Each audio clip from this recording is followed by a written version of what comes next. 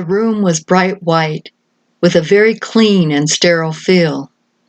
The efficient nurse had come in and hooked me up to a fetal monitor. I was halfway through my pregnancy and was excited because this was the doctor's visit that would tell us if I was carrying a boy or a girl. The nurse suddenly had a scowl on her face, looked up at me trying to smile, and hurriedly left the room. Was wondering what that was all about, when I noticed there was no baby's heartbeat coming from the fetal monitor. It's been 21 years, and tears are streaming down my face as I write this. The feeling of a giant hole being punched into my heart when the doctor came in to tell me that I had lost the baby is as fresh today as it was over 2 decades ago. The D&C was scheduled, and in great heartache and pain, I somehow managed to drive home to an empty house.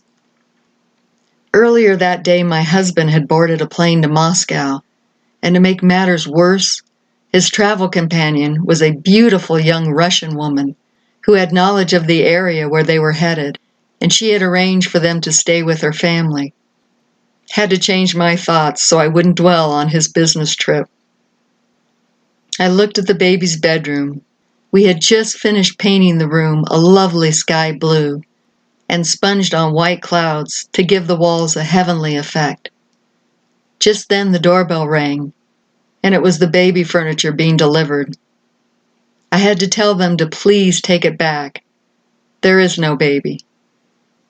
I went to our bedroom, laid down fully dressed on the bed for hours, and I could not shed a tear. The weeping came later like a flood. For days I was numb, almost catatonic. Every day for over 4 months I prayed to God for a healthy baby and a smooth delivery. And it was not to be.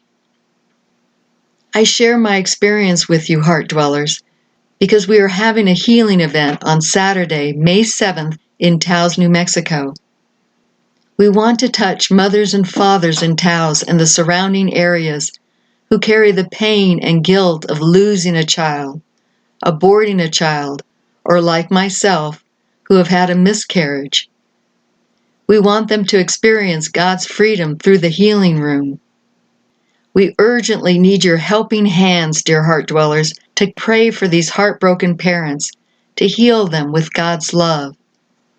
Our hope for this event is to bring healing to women and men who carry guilt, shame, fear, and pain from the act of abortion, to bring awareness of the sanctity and value of life, for all women to see the honor and value in being a mother, to have all who are present to encounter the intangible presence of God's love. We also have a surprise raffle at the event where we want to provide paintings done by heart dwellers to give to all who come. The theme of the painting should bring them joy about being a parent or bring healing to their hearts. So be creative, all heart dweller artists. If it's not too much to ask, we will take sketch, painting on canvas, or just paper. It doesn't have to be framed. Or you can send in your artwork digitally by email, and we will print it out. Just make sure the pixels are high resolution. And of course, you can always donate to help us cover the cost. Just send in your donation and note, Life from Light Event.